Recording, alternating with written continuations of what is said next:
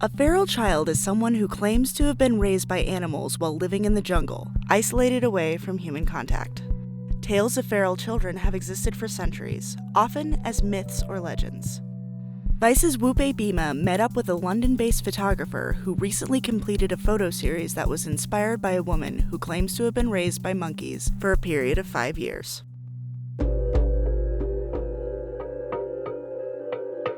What I found amazing is how these children actually ended up in this environment for years and survived. A lot of my projects take nearly a year to produce, but feral children really touched my heart. It was a difficult one, but it's the one I feel the closest to.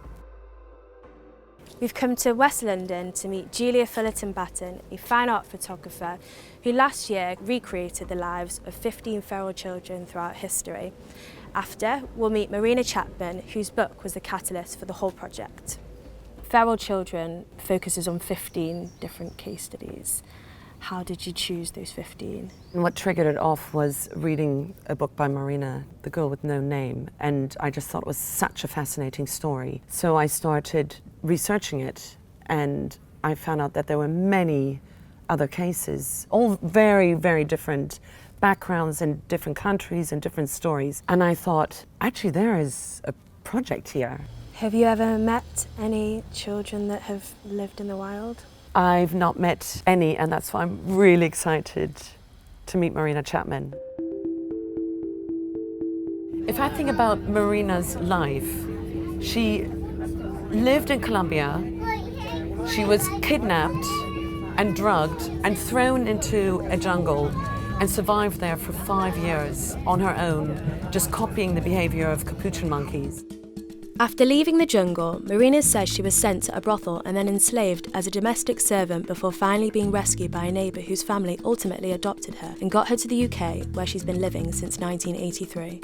She is married, a doting mother and grandmother, and seemingly adjusted to human life. Hi, I'm Julia. Yes, hi, nice to meet you. This is you, Marina. I like it. I've got one picture of you. That's the earliest picture we have of you. First night, that was difficult to really sleep. I was really not happy, and the animals noticed that.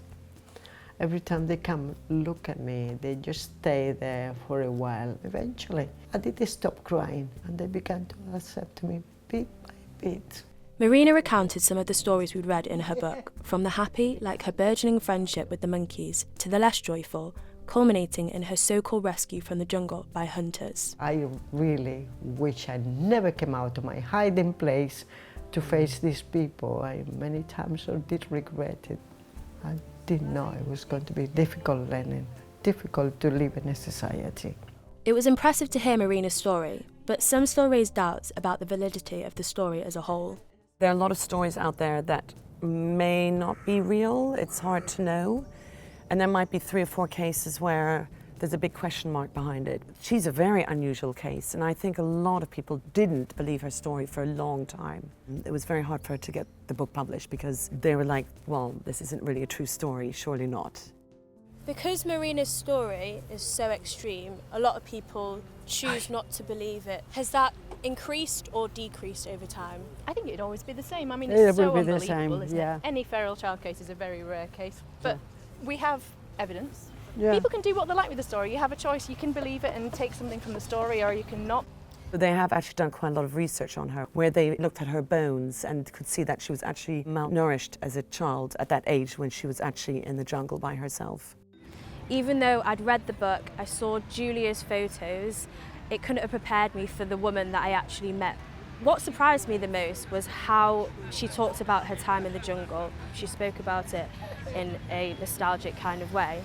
And I wonder whether that's also the case for the other feral children that Julia features in her project. If you think about humans, we all need to be with somebody. We all need comfort. It's very hard to be by yourself. You get very lonely and it would be hard to survive. So I think the children will find whatever they can that is an animal that is close to them. Having that connection for a child that has no contact with anybody must have been quite reassuring for her.